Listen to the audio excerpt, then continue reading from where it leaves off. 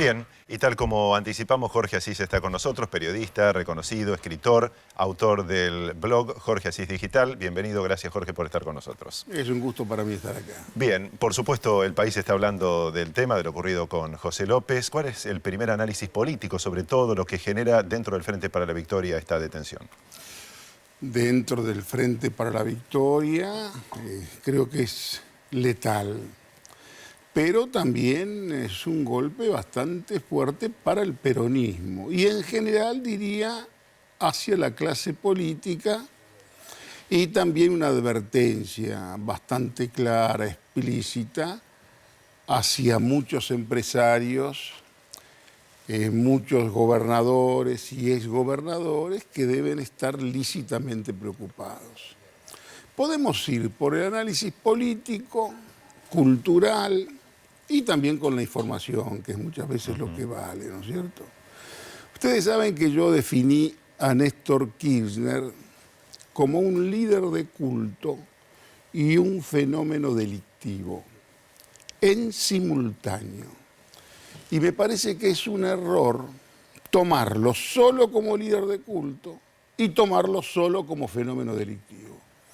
Es en realidad un poco más confuso el tema, ¿no es cierto? Por eso tiene mucho que ver con tantos espantos, tantos dolores, lamentos, de mucha militancia, que seguían al líder de culto y a la heredera, cuando lo que se impone tan públicamente es la otra concepción, según mi concepción, el fenómeno delictivo, es decir, un triunfo del delito sobre la militancia y que dejan un epílogo grotesco al kirchnerismo y su sistema recaudatorio de acumulación que yo la verdad describo hace más de una década.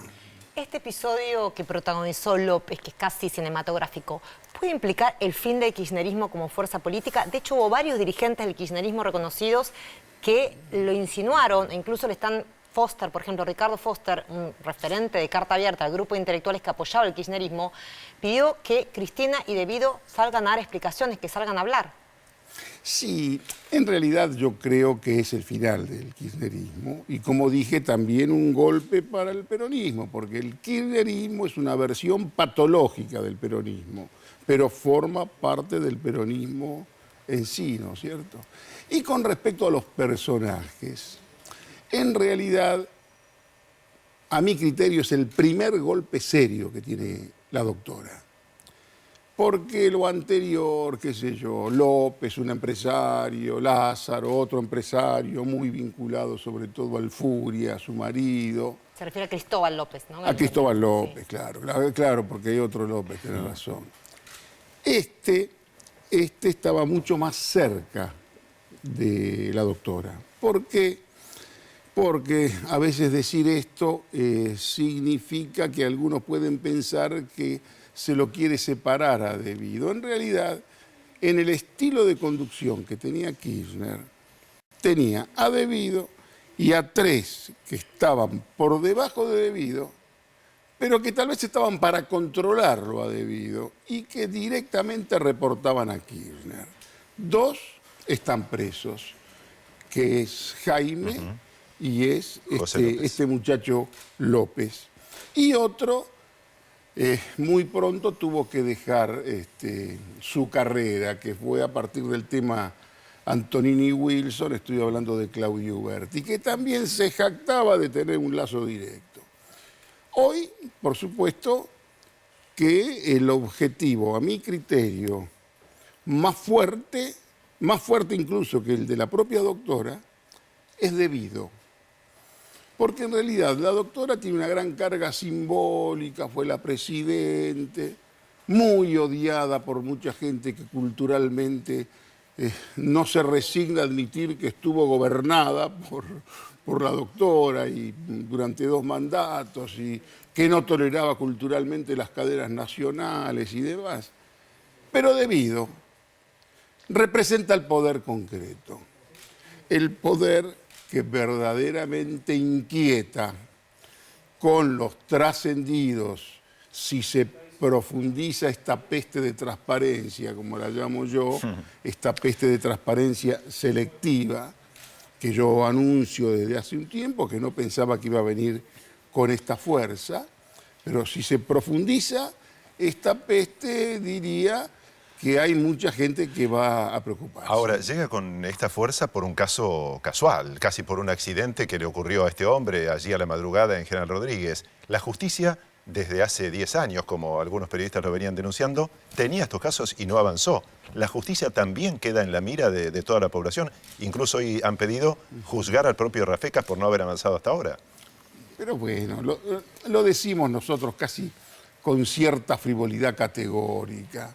Pero en realidad, en los años en que estaban estos muchachos en el poder y que todos temían que iban casi a perpetuarse en el poder, porque si hubo una sorpresa es que Scioli no sea el presidente y que sea Macri, ¿no es cierto?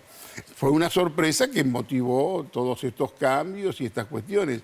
Yo no me atrevo a ponerme en juez de los jueces. La verdad, los respeto demasiado como para creerme en condiciones de juzgarle la agenda y el tratamiento de sus temas, ¿no es cierto? Y tampoco soy, qué sé yo, un Torquemada que vengo a condenar. Los comprendo y de pronto no se daban las condiciones para avanzar que se dieron ahora. ¿Qué queremos pedirle a los jueces que no hacía la sociedad, que no hacían los empresarios, que no hacían los políticos? Porque en mi caso, que yo les aseguro por formación cultural, yo no le puedo pegar a un caído, más bien todo lo contrario. Me considero un buen leñador y un buen leñador solamente tala árboles de pie. Regodearme hoy con el caído me parece casi banal, ¿no? Bueno, eso hay que recordar que Asís, usted fue el primero que reveló el tema de Chicone alrededor de Amado Vudú, cuando todavía no había estallado ni en los medios, ni se abrió la causa judicial. Cuando todavía era un árbol de pie. Yo arranqué en ese momento, en el momento en que toda la sociedad prácticamente estaba, que lo celebraba, Vudú, que recién había sido designado candidato a la vicepresidencia, en ese momento yo lo investigaba. Pero no por una gran investigación, casi por casualidad.